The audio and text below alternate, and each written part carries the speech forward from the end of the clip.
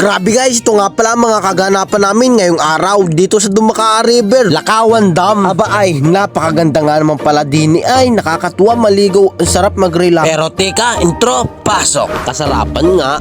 Manag-sponsor nga pala sa amin timbulan na dito nagtatrabaho. Meron siya ditong vulcanizing shop sa Lakawan, katabi ng gulayan at tabi ng tindahan ng mga page. Maraming salamat nga pala sa yung binigay na timbulan. Bulan. Bigyan ni pare. Bigyan mo pare? Ay, salamat. May sponsor tayong sponsor tayong timbulan. Sponsor tayo dito timbulan. Binigyan ni Kuya. Ayan. Bago pa guys. Bagong bago. Salamat, next time sama ka namin ulit.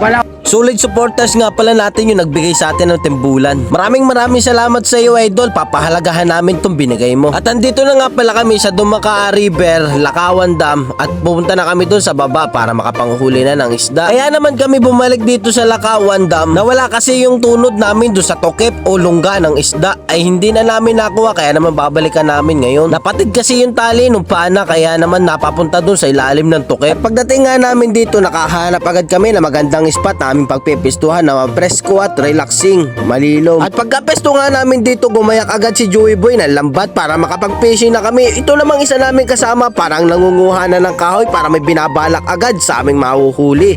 Alam ko na yan at parang mag-iihaw yan mamaya pag nakahuli kami. Magbubuhay na yan ng apoy, sigurado na. Yan kasi yung aming kasama na si Boy, ihaw, ahay na palayawan na. At sa part na to, maglalambat na nga kami ni Joey Boy dito sa ibaba lamang ng dam. Bali malabo pala ang tubig ngayon, kaya naman hindi namin makikita yung aming tunod ng pana. Ikinadkad na nga dito ni Joey Boy yung lambat para makahuli na kami ng kasarapan. Binulabog lang namin ng kaunti yan at kinuha na uli namin yung lambat. Di, angat yan. Sabit. Sa ilalim. Dami oh. Ayan guys oh. Ay layak na naman oh. Layak oh. Ang dami. Sabit. Ikaw na. Mawarak na pag Yung sumabit na na lambat sa ilalim. Yan. dami yan. Nagkawa na naman ang tawis dito sa Dumakaa River. Hey, sisid. Di. Mamamasa.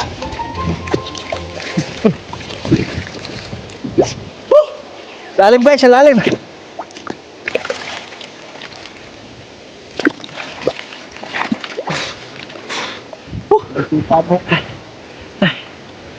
Saan ba to?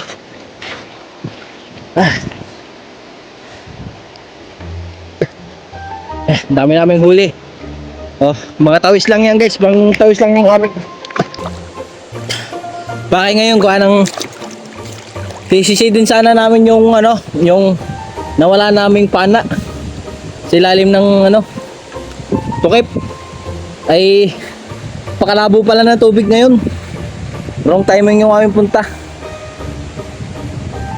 Naiwan kasi yung yung tunot ng pana namin sa sa ilalim ng tukip.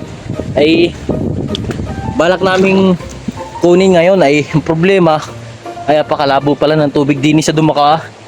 Yun at bumaha pala kagabi at napakalakas ng ulan. Ay si Joey Boy. Dito na rin kami magtatanghalian.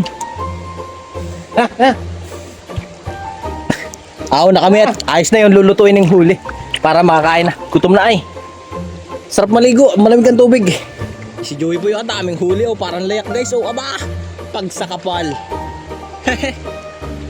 Pagkahon nga namin, nakita ko may buhay na nga ng apoy itong aming kasama. Tapos sila Joey Boy ay magluluto na at tinanggalan namin itong mga isda sa lambat. Kaya naman nilinisan agad nila uli at nag-ihaw na nga dito ng kasarapang tawis. Ginayak na rin ang Ricardo at magluluto kami ng pakaltong at gumawa na rin kami dito ng DIY na lamesa. Kaya naman lulutuin na namin agad itong tawis at tapos na nga yan linisin. At ang luto nga pala natin dyan sa tawis ay pakaltong. O bahala na. Basta ang pagkakaalam ko dyan, complete Ricardo yan, mayroon pang ako. At habang nagluluto nga sila ay dinadama ko naman itong dam dito, napakasarap maligo, nakapakaswabe. Kaya naman kung nais mong maligo o mag-picnic na walang bayad, dito ka na pumunta sa Lakawan Dam. Napakasarap dito maligo at walang bato dito sa baba ng ibaba ng dam at flooring ang ilalim nito. Ay halina at quality. Talaga namang ang sarap damhin na rumaragas ang tubig. Dapat talagang iingatan tong Lakawan Dam. Tumigil na nga ako sa paliligo at naamoy ko na nga yung luto ni Joey Boy ay bigla na lang kumalam-kalam yung aking sikmura at gutom na.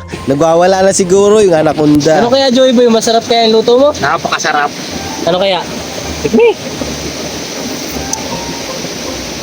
Basta. Ay, kasarapan niya. Dahil luto na nga ang luto ni Joey Boy, tayo kakain na. Music, pasok!